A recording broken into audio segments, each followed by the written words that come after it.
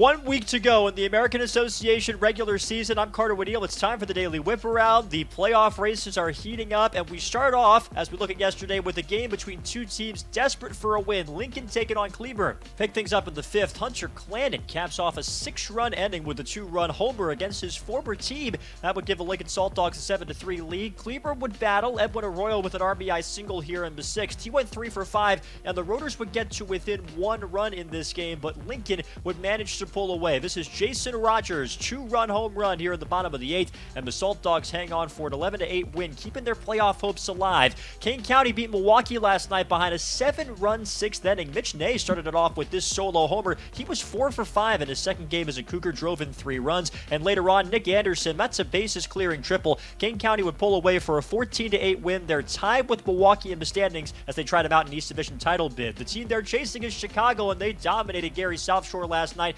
Ryan Lidge went 3 for 5, including this bases-clearing double. He had 6 RBIs in this game for the Dogs, and the pitching really came through for Chicago. Jonathan Tripp was the starter. He threw 5 scoreless innings, struck out 3, and got the win. And how about Tanner Lawson? He threw the last 3 innings perfect to finish off the game, striking out 6 in the process. You're watching him strike out the side in the order in the 9th, and the Dogs win 11-0. Fargo-Moorhead victorious last night. How about John Silviano? He hits a grand slam for the 2nd straight game, his 21st homer of the year, part of a 7-run first inning, and he wasn't done. That's a base hit in the 8th to drive in 2 more runs, and the RedHawks go on to win 11-5 over Winnipeg. Let's check out the Sioux City Explorers now. They had 4 more home runs yesterday, including 2 from Danny Amaral. He's got 8 on the season, went 3 for 4 with 3 RBIs in this game, also leading the league in steals. What a season he's having. They beat Lake Country 10-4, and Kansas City get a W last night. Jalen Miller making his first start as a Monarch. He was solid. 6 innings of 2-run baseball, struck out 9 to earn the win at the Birdcage, and the offense did what it does for KC. Gio Brusa, another newish arrival, with a 2-run single here in the first inning.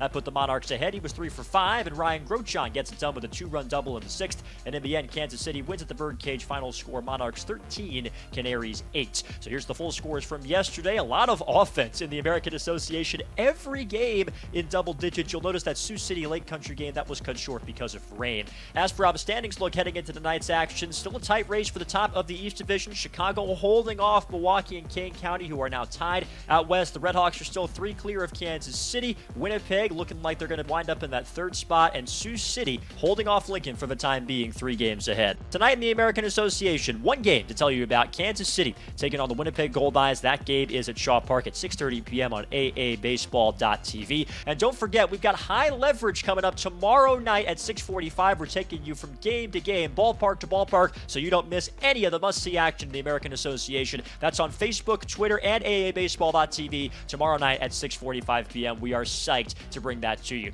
I'm Carter Woodiel for the American Association, where we play to win.